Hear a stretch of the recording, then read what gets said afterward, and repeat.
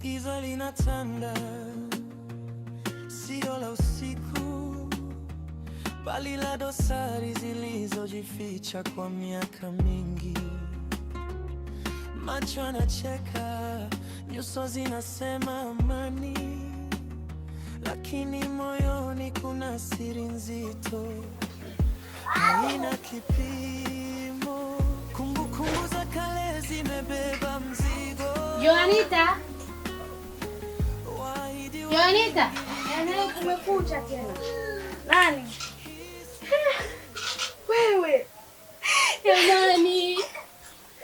Jamani, nimekumisi. Nisikia za siku. Salama.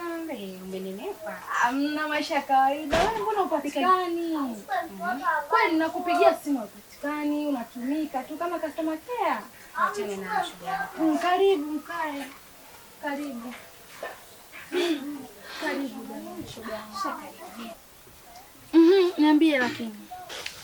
Shito. Mbona umerudi sasa? Na shetani anzia wapi? Kwa nini? Sinasikia mdogo wangu amepotea, hivi taarifa una? Hizo taarifa mimi nilisikia. Nilisikitika sana. Lakini sikupata muda wa kwenda kuulizia. Shoga yangu umeshindwa kwenda hapo tu. Maisha jamani, natafuta maisha magumu, afu muda. Sitakuaje? Hapa cha muhimu ujue nini? Ungefika kwanza nyumbani ili upate information. Mungu acha zako. Bengo ujui tunavyoishi. Naelewa. Hakueleweki. Mimi naelewa palivyo, lakini wewe ndo utasababisha kule paeleweke. Kwa hiyo hujafika nyumbani.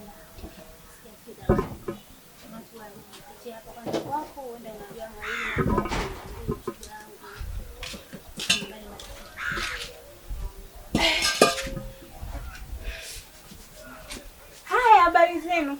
Salama. Mwana mpotevu upo? Nipo shoga yangu. Shoga yangu uko lele dada, umependeza hatari. Nikikuangalia mkononi hatari, uko miguuni ndo mama. Usiniambie. Yaani umeng'aa dada. Shida sio zako, yaani nuksi sio zako. Uo unywele uvoongezeka, maana ulikuwa una kipilipili sugu shoga yangu, hujulikani kwa kipilipili umelisika upande wa baba au upande wa shoga umeng'aa shoga. Shoga yangu na mimi utanipeleka. Ni Toyota vinuksi maana uweusi dada. Nikijiangalia kama kidogo nafanana nami lakini basi black beauty. Mambo ya Zenji hayo. Odi Zenji. Walele. Halula mtede.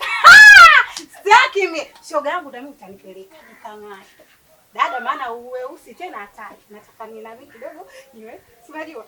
Hivyo ulivyo shoga yangu sitakuwa balaa. Wewe naye usianze nyama zangu. Shoga yangu sina kama maneno mengi. Mzigo huu kama unavyoona. Hivyo nimekuja kule ofisini kwako, kule dada. Dukani kwako sijakukuta. Kwa hiyo nikasema ngoja nikuletee mzigo hapo nyumbani. Shoga yangu tumalizane hapa niondoke zangu. Mzigo na uona. Ndio shilingi ngapi? Shoga yangu wewe tena na wewe usirasimi tu. Mimi sina hata mambo mengi. Wewe unanunua kiwanja? Wewe naye kujiendekeza tu. Unaendekeza shida hata kufanana na bado mtoto mdogo mbichi. Lo! Shoga yangu umezidi. Wewe unataka kuziweka kabla umri wako. Basi haya, unataka tena hapo ndio unikabekabe chipu analo mbaya. Sio nini? Mimi sitaki zolawama. Haya. Nige basi naniliwa hapo hata 25 somba. Bado umekaba. Maisha magumu, hiyo 25 vipi? Fanya 20 shoga yangu. Unatafuta lawama wewe. Haya nigege 20. Maana shoga yangu hiyo 20,000 nataka ikafanye maajabu. Naenda kwenye shughuli huko shoga yangu. Nikiingia tena chifu kaingia. Huyu hapo. Unajua tena chifu. Superstar. Dada wewe, hebu fanya haraka. Maana nataka kama unanikata moto. Fanya kama unaona hiyo 20,000 ninavyoenda kufanya maajabu. Tena shughuli. Hatari! Wakiniona huyo kaingia. Chiku. Si unajua tena. Mr. Koti hapa mtaani na tamu. Si unanielewa? Usinicheleweshe shoga yangu. Mimi nikusabie. Zikizidi nirudishie. Wewe naye. Haya shoga yangu. Hapo umelizika. Hapo kwatu. Kwa mimi sisahau. Tutaongea vizuri shoga yangu. Maana umeng'aa dada. Una baya. Hujaacha tu. Huyu naye maneno. Anaongea kaka mzanini sijui. Miaka yote abadiliki. Yaani yuko hivyo hivyo mwenzako. Haya shule. Kwa sasa tunafanyaje shule?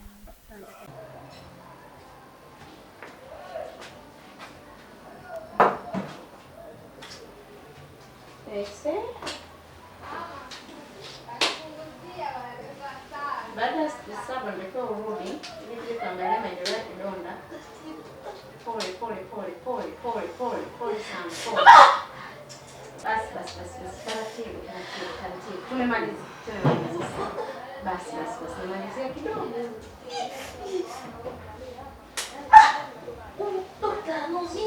Basi pole penzi. Ya itapona.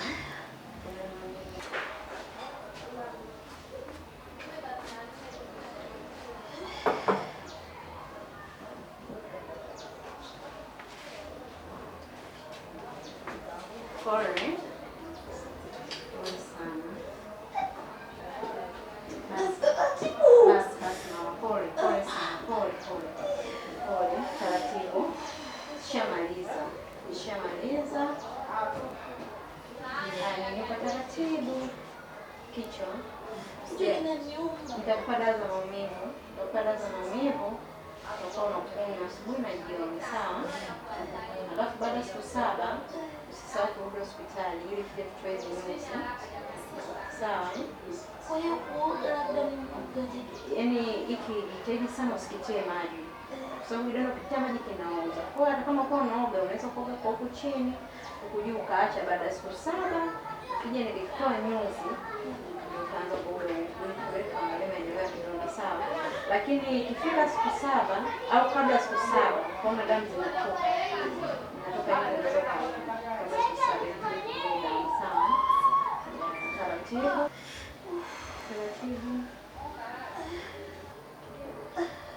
Usikitie maji kidonda.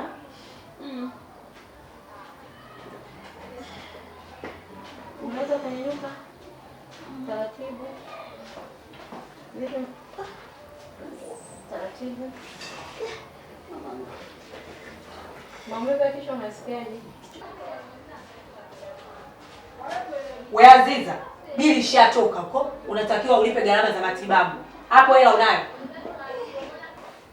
Sasa na wewe na shoga yangu ndio unakuja kwa unafanya niambia swala hilo sasa kama vipi si nilipie tu. Maana mimi hapa nilipata shilingi 10 sina. Kama vipi basi nilipieni. Wewe, tulikutuma katika ugomvi ushindwe. Katika ugomvi unatakiwa upambane mwanamke. Sikiza nikwambie, kama umeshindwa kulipa gharama, tunampigia simu mume wako. Dada, samani, huo sio taratibu wa hospitali yetu. Afu sio kawaida kuingia huko kwenye chumba cha daktari. Ngoja akitoka nje mtaongea mambo. Tafadhali, naomba usiingilie kwenye kazi yangu. Kwa hiyo dokta, sisi hapa tutakaa paka saa ngapi? Sisi tumekuwa mabodi hapa. Maana muda mrefu namtoa. Samani, unaweza kaenda. Shoga yangu usimwambie mume Wewe, wangu. funga mdomo. Angalia sana. Mwambie mume wangu mimi sasa kwa mimi taarifa mume wangu ni mikoba ajui dokta. Sawa, unakuja kuniambia. Sikiliza nikwambie kwa afya yako, iko kidonda. Hautaki kuwa na hasira, hautaki kuwa na mawazo. Kwa sababu hili tatizo liko kwenye kichwa. Ukiwa na mawazo sana, stress zikizidi, utaenda kuleta tatizo lingine. Na kama itatokea kabla siku 7 damu zikawa zinatoka nyingi, unatakiwa urudi hapa ili tuangalie maendeleo ya kidonda chako, sawa? Pole sana. Unaweza kaenda. Zingatia nilokuambia. Pole sana. Taratibu.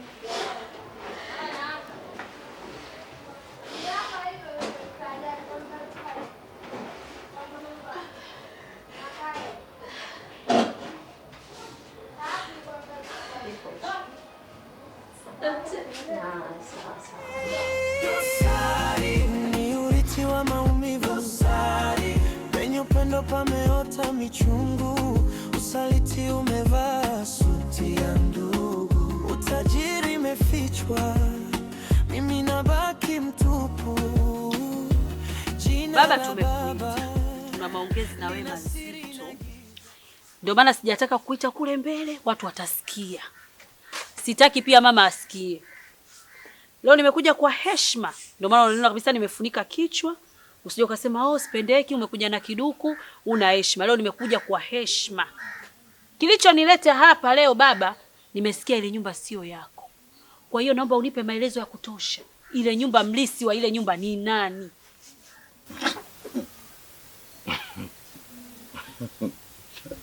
Sipendeki. Najua nyinyi mama yenu huyu anawapotezeni. Sasa ukweli uko hivi. Ile nyumba kweli mimi sio ya kwangu. Ile nyumba ya marehemu mdogo wangu. Mdogo wangu mimi tumezaliwa baba mmoja, mama mmoja. Nimeipataje ile nyumba? Kuna siku moja alikuja hapa nyumbani usiku wa manane. Kaja akiwa na mtoto amembeba na kuna karatasi alinikabidhi. Mimi nikachukua ile karatasi nikaibwaga. Mtoto yule nilipoamka asubuhi baada ya kupata taarifa kwamba baba yenu mdogo amefariki. Nikaona hapa cha msingi.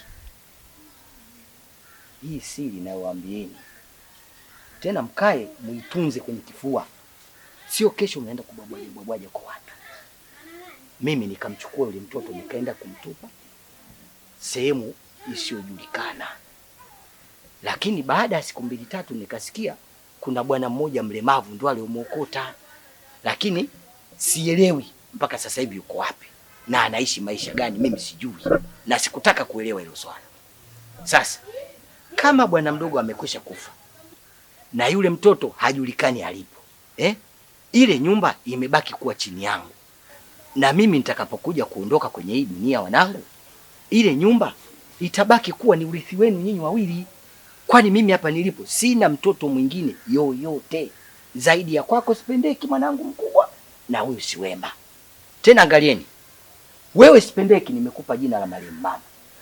Mdogo wako Siwema amerithi jina la shangazi yangu. Umeona? Kwa hiyo nyinyi wote mnatakiwa muwe kitu hiki kimoja na mimi. Hivyo mzee una akili kweli? Ulifikiria mara 2? Sikiza nikwambie barua hii hapa. Mama amenipa.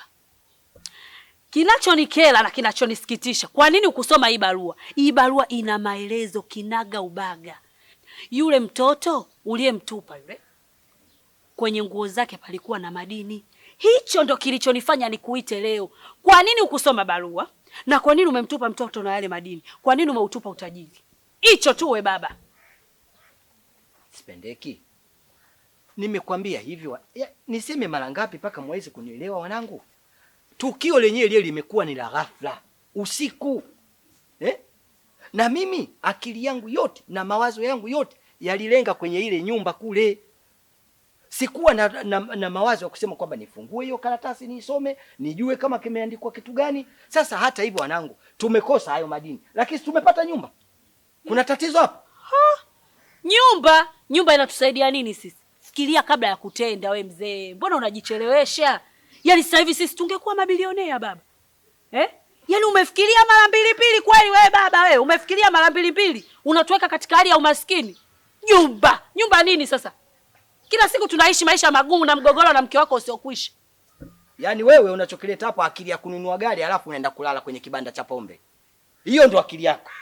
Wewe unasemaje nyumba inatusaidia nini? Ile nyumba ni urithi mzuri. Ile biashara ambayo haihamishiki. Na madini tungekuwa matajiri, kila siku tunatembea ndala zimekatika. Wewe umeshindwa kufikiria mara 2 we mzee. Una akili wewe? Sasa mimi sina akili sawa, nimepata nyumba. Wewe mwenye akili tafuta cha kwako. Pumbavu. Wewe mwenye cha kwako. Usinichanganye bwana wewe. Jiangalie wewe. Wewe mwenye jiangalie. Jiangalie. Wewe unatupaje pesa? Ile ni pesa tungekuwa mabilionea. Sisi wewe mzee vipi? Yaani wewe ni mpumbavu wa kufikiri. Wewe mwenyewe umeshindwa kufikiria mara 2. Mwangalie kwanza. Na kuheshimu sana mimi. Lakini ningekutoka hata ngumi mimi ya uso. Wewe unajifanya unaniheshimu. Unaniheshimu nini? Wewe mwenyewe mzee jiangalie sana mimi. Jiangalie wewe na. Yaani wewe mimi nitadili na wewe mpaka mwisho. Udili na mimi? Ndio maana mimi mti mkavu. Nimeanza kuliona najua mimi. Wewe uniwezi kwa lolote. Ungekuwa mti mkavu ungeacha dhahabu wewe, unaacha madini. Bwana hiyo ile dhahabu. Mwenyewe umetafuta kwako. Yaani mzee ana roho mbaya huyu, ana roho mbaya huyu. Mimi najiuliza ile roho mbaya nimeipata wapi mdogo wangu? Kwani mzee hivi anatupa madini mdogo wangu tu kwa mabilionea? Yaani umaskini hivi yani. Wewe mwenyewe unalomba kama baba yako. Badala ukae wazi alotupo unawaza hayo madini. Hayo madini wanakupeleka wapi? Hivyo una akili mara mbili. Mimi ni mwezi alotupwa, mimi ananihusu nini? Mimi nawaza pesa mdogo wangu. Nimechoka maisha ya umaskini. Yaani yeye angechukua madini, yule mtoto tupa. Lakini mzee nitamkomesha. Nitamkomesha. Nitamkomesha. Mimi sitaki wazee wazembe. Ni urithi wa maumivu. Penye upendo pameota michungu. Usaliti umevaa suti ya ndugu. Utajiri umefichwa. Mimi nabaki mtupu. Jina la baba. Blekwa. Hebu kaa kidogo na mazungumzo naye baba.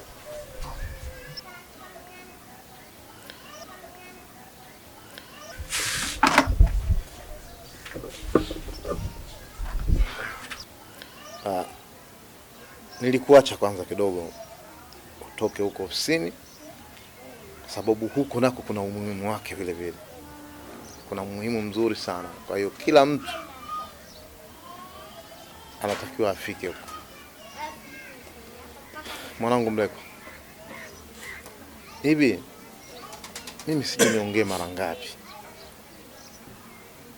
Sije niongee mara ngapi mpaka unielewe? Una mpango gani na yule binti? Si unaona sasa? Yaani unaonyesha kabisa kama hujui binti gani yule ambaye anazungumziwa hapa, si ndio? Mimi namzungumzia Glory. Glory ni mwanamke mzuri sana. Tena yule mtoto ana uzuri wa sura na tabia. Binti ambaye amezaliwa kutoka kwenye migongo ya watu, ana tabia zake nzuri. Sasa unataka tufanyie nini sasa? Mpaka wewe hapa ndio ufikie siku ambayo useme sasa kwa hili sasa huyu ndio mwanamke wangu sahihi sasa wa kuoa. Hebu angalia.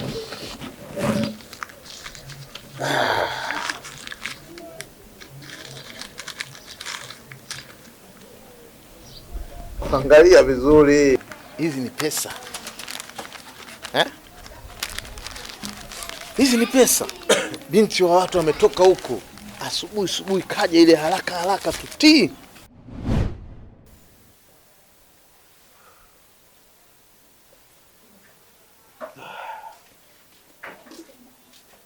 Karibu mama. Shikamoo baba. Marhaba, ujambo? Nini hiyo? Mzigo wako. Mzigo wangu? Umetoka wapi? Hela umetoa wapi? Baba, hela nimekupa wewe tumia. Usitaki kujua imetoka wapi. Lakini hela hii nyingi umetoa wapi? Hali yenyewe ilivyokuwa ngumu hii. Alafu Mlekwa akija utamwambia oshe vile vyombo. Aache kujilegeza. Mimi sina muda kukaa leo. Mama, Glory.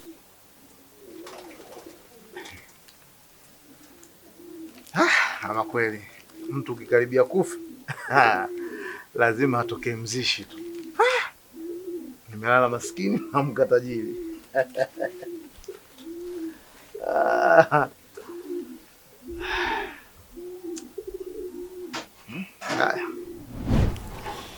Sasa hebu fikiria, mtoto watu kapata pesa zake huko alipozipata, anaamua kuniletea mimi, kunionea huruma. Unataka afanye nini? Nilisahau kidogo. Na baadaye akaja rafiki yake. Baada ya kuondoka, maana alikuja hapa hima. Rafiki yake baadaye kaja kumuulizia. Glory yupo? Nikamwambia hapa hayo. Kuangalia hivi kutupa jicho anakuta mimi jombo pale imeng'ongozeana pale nzi tu na wanang'onga. Binti watu kachukua vile vyombo kaviosha vyote. Ndio maana siku zote mimi nasema Mungu mimi ananiletea zawadi kila pale ambapo ninapotaka kudondoka analeta mtu. Kila ninapotaka kuanguka analeta mtu. Kwa hiyo mwanangu, fanya maamuzi. Sawa, nimekuelewa hilo. Lakini mimi naona haikustahili kupokea hiyo pesa kwanza. Kwanza Glory ni binti mdogo sana. Glory anakaa kwa baba na mama. Glory hana kazi. Glory yupo tu. Wewe unakuletea pesa nyingi hizo na wewe unapokea na kufurahi pia. Baba, kesho kutwa likitokea jenga lolote utakataa kama ukuwa pamoja naye Glory wewe? Katika hayo mambo yenu mimi msinishirikishe. Kwa sababu najua dunia sasa imechafuka. Naomba mimi msinishirikishe kabisa. Najua dunia sasa imechafuka vipi. Wivu sio? Ushaanza kuona wivu. Sasa hiyo ndio maana mimi ninakusisitizia ufanye maamuzi ya haraka. Yule ni msichana mzuri bana. Anakutana na watu mbalimbali, matajiri na wenye pesa zao. Hii usikute kampa mtu. Chukua hiyo. Na inawezekana sio hii tu. Labda naye alichepua angalau ile labda ilikuwa 200,000 kachepua 50. Hizi zingine ndo kaniletea mimi. Unakuwa na mawazo gani ya ufinyu? Usianze bana kuwa na kisokolo kwinyo. Wewe kama unampenda yule binti fanya maamuzi. Sio unaanza kuweka kauzibe si hela kapata wapi si nini? Yule akukosa hela. Sawa, nakuelewa. Hizi pesa bana tutatumia wote. Kwa sababu wewe ndio unaokwenda sokoni kutafuta mahitaji, kuleta hapa. Akija huyo Glory atapika. Hakuja Glory wewe mwenyewe utapika tutakula. Tumi peke yangu hizi kaniwekee pale kwenye mchago pale. Ni urithi wa maumivu. Penye upendo pameota michungu. Usaliti umevaa suti ya ndugu. Utajiri umefichwa. Mimi nabaki mtupu. Jina la baba lina siri. Niambie. Nini kilichoendelea? Sikia kala nitaka nikwambie. Wewe, hebu mwache kwanza mwenzio amalizie. Hem sema unalotaka kusema. Alafu wewe nisikilize. Mimi sio karanitaka. Hapa tuko hospitali, sikuja kukusanya ushuru. Tunaelewana? Makubwa haya ya watu kukataa vyao vyao. Hebu niambie nini kilichoendelea? Sikia nikwambie. Tunajua kabisa mke wako amekuficha kama anacheza vikoba. Lakini palipofika inabidi tu tukuelekeze. Mke wako ni mwanakikundi mwenzetu, anacheza vikoba. Kuna mwanakikundi mwenzetu msumbufu katika purukushani, shika shati, shika nguo, kuachanika. Tumeenda huko kumfuata. Mke wako bahati mbaya kaumia, ndio yuko hodini. Na hapa tumekuita ili ulipe gharama zote za matibabu. Wewe malaika wewe. Wewe kama unamchukia mwenzio kiasi hicho. Kweli?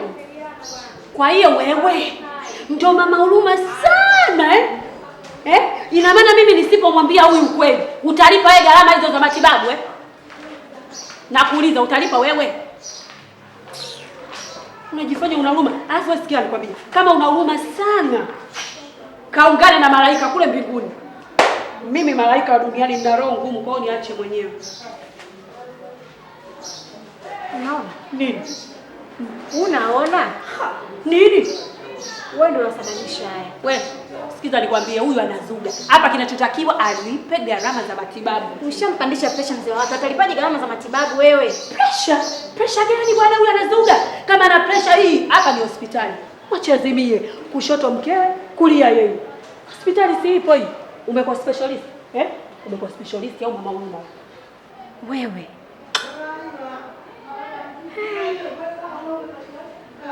Au una huruma sana? Ngoja kukuta. Nani wewe? Atakukuta. Mimi simo. Uko. Wewe. Mbona unajipavia ambavyo sio vyako? Unajifanya daktari huko ndani wewe? Au specialist? Tulia wewe. Hapa kama tatoa. Mtu wenyewe unamwonea huruma, anakula kutwa kucha huko. Nini? Una imani hata kidogo? Hao watu wenyewe wanamwasi Mungu, wanatenda mabaya kila siku. Mimi naifanyia haki, eti nimuogope Mungu. Mimi nimefanyia haki. Lipa basi hizo gharama. Sio unatotoa mijicho tu. Pressure. Kwanza sikiza nikwambie. Huyu hapo mpe vitunguu swaumu 5 na maji, atazimuka huyo. Mtu ana tumbo kubwa hilo kama pipa. Unauma. Sana.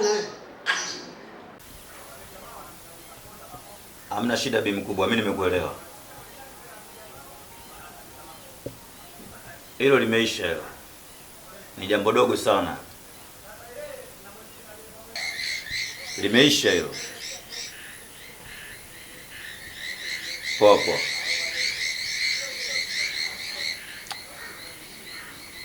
Oya Bakasela. Niambie Chete boy. Bibi mkubwa kanipigia simu hapa. Anasema kuwa leo dada yake na ule mkongo anatuletea silaha zetu. Na endapo silaha zetu hazijafika, basi hakutakuwa na namna, inabidi tumuue wewe. Na swala lingine ni kuhusiana na mkango. Mkango mpaka leo hii anasumbua. Mpaka leo hii simu hashiki na pesa haionekani. Kwa hiyo iwe isiwe, aingilie dojo hili, dojo lile. Usiku ama zake ama zetu, lazima tuhakikishe tunampata mkango. Na kama ubaya, basi ubwela. Nadhani tumeelewana mwanangu sana. Haipingwi. Kwa kuwa mtoto kashaamua kunya, haina budi kumchambisha. Au vipi mwanangu? Nechali niga. Ani chocho tu chocho. Hiyo limeisha. Mtoto analeta makuzi wewe. Tazama picha, tabasamu bandia tu. Mkono wa kushoto unanipa, wa kulia unatoa. Nimelelewa kwa vijembe, si kwa busara. Unajua, yani siku zote palipo na fujo, makosano, yani furaha ndio wanakuja kupatikana hapo. Hata siku zote pia watu ambao wanaogombana ndio watu ambao wanakuja kupatana. Mimi ikiwalisia ni kweli nimekosea, nakubali. Na hilo nalikiri kabisa. Ila nimetumia nguvu kubwa sana kutafuta yani mpaka nakupata. Na hii yote ni kwa sababu nataka tutengeneze amani, turudishe amani. Hatutaki ugombano kwa vitu vidogo vya kipumbavu, unajua. Nakumbuka unanidai shilingi hizi 5,000. Si ndio? Kwa hiyo mimi niko tayari kukupatia zaidi ya hiyo 5,000, lakini wewe unipatie jiko langu. Pesa yote ambayo unataka mimi nakupatia, hata 30,000. Nakuomba sana kiukweli. Nina shida nalo lile jiko. Unajua mkango, mimi sio mtoto mwenzio kwanza. Alafu ukiniita siku nyingine uwe na heshima. Kabla ya kuongea unipe kwanza hela, si unanielewa? Hivi wewe mzima wewe? Yaani wewe ile siku mimi nakudai shilingi 5,000 tu mpaka ikaeka majirani wajae sijui nini. Leo hii unaanza kuniambia vipi kwamba hilo jiko lina umuhimu sana, utanipa mimi shilingi ngapi? Shilingi 30,000. Mimi chizi wako, si ndio? Mimi bwege mtozeni. Sasa mimi nimekuja hapa kwa sababu ya amani tu. Yaani unavyoongea hivyo na mama nataka majirani wote wasikie. Na wasikie. Kitu gani cha ajabu ambayo tangia dunia iumbe hujawahi kusikia wewe? Hujawahi kuona. Majirani si wambea tu, mimi najali maisha yangu. Yaani mimi sipo kumwangalia mtu. Mimi ninachofanya, ninachoona mimi kwangu ni sahihi na kina faida kwangu, ndio ninachofanya. Sikiza nikwambie wewe. Kama una kazi za kufanya siku nyingine, nunua dawa ya kuongeza ndevu, uongeze hizo uchebe wako. Maana naona unaupenda. Alafu na iko kitambi chako babu, si unanielewa? Tena unikome. Mimi sikudai, unidai. Na hiyo salama na amani jumlisha weka hapo katikati. Ukiunganisha sawa sawa inakuwa usalama kwa Tanzania, usalama kwa binadamu, usalama kwa watu. Si unanielewa? Tena nikome mkango, usinizoee. Unanitafuta, mimi najua unanitafutia vitu vya maana. Kumbe unakuja hapa unaongea propaganda. Sijui jiko, wewe jiko litakusaidia nini? Unapika wewe? Saa nyingine vyombo unaweka uvunguni unaanza kuta, nataka jiko lina muhimu kwangu ili mradi upate kuongea na mimi mtoto mzuri. Sasa nikwambie hivi, mimi niko busy. Yaani muda wote ikaeka. Si unanielewa? Koma baba. Chiko. Shevu. Chiko. Chiko. Chiko.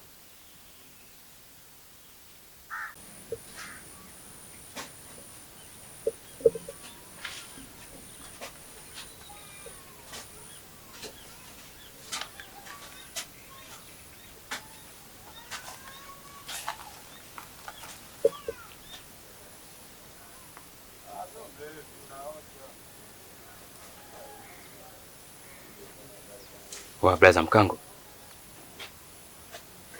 Macho leo. Bosi katoka kupiga simu hapa. Kasema juu chini leo usiku wa leo saa 6 usiku tukusake popote ulipo, kwa sababu maendeleo ya mzigo wake hajui umefikia wapi.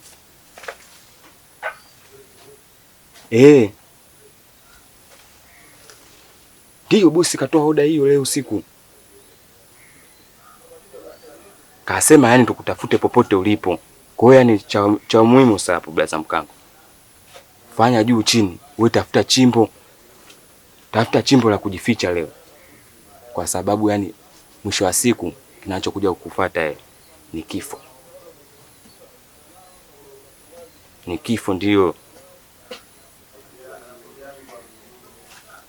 Macho kaka, kwa usalama wako, yaani usiku wa leo tafuta sehemu ya kulala, usilale nyumbani kwako, kwa sababu sisi tushapewa oda, na oda kwetu sisi tunatekeleza kama unavyojua sheria zetu.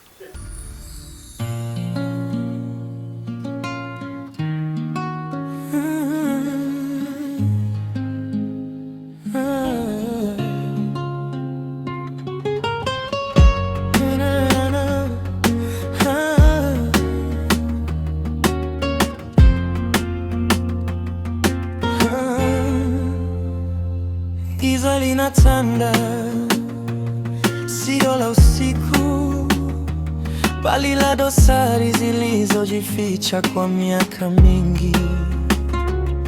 Macho yanacheka, nyuso zinasema amani, lakini moyoni kuna siri nzito, haina kipimo. Kumbukumbu za kale zimebeba mzigo, waahidi wa vingi viligeuka kiroho. Hii si familia, ni uwanja wa vita, kila mmoja anatafuta chake, hakuna huruma ya kweli. Dosari ni urithi wa maumivu, dosari penye upendo pameota michungu, usaliti umevaa suti ya ndugu, utajiri umefichwa, mimi nabaki mtupu. Jina la baba lina siri na giza, wakati nafsi yangu inaomba mwanga na rehema. Natazama picha, tabasamu bandia tu, mkono wa kushoto unanipa, wa kulia unatoa. Nimelelewa kwa vijembe, si kwa busara, macho ya wazazi.